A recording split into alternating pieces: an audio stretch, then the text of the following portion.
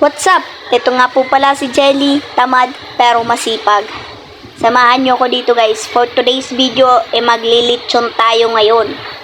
Ito na nga, inilapitan ko na yung baboy guys. Napakalaki naman, grabe. Paano ko ba yung ikot to? Yun naman ang utos ni Father. Napakadami namang apoy ito guys.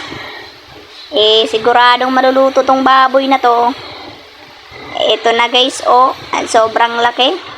At ito na nga, inikot-ikot na muna ng kapatid ko dahil nga ako nabibidyo pa.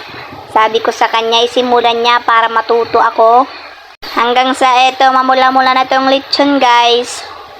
Pagod na rin ang aking kapatid, kaya pinahinga ko muna at ako muna ang pumalit dito guys. Mabilis naman siya maluto, kaya for the go.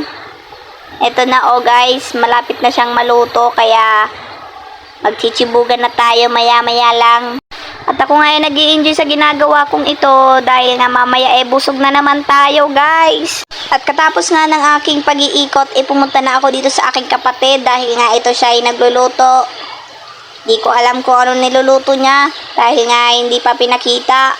At ito nga yung kapatid ko, nagkakahard ng nyog dahil nga ito ihahalo natin sa paklay. Ito naman sa kabila, nagluluto sila ng fried chicken. Kanina pa yan hindi naman nilalagay yung manok. Nag-uusap sila guys, hindi ko maintindihan kung pagod na yan, tatawa pa. So guys, yun lang muna. At ito, tambay muna tayo dito habang naghihintay na maluto lahat ng ulam. So, yun lang muna for today's video. Thank you.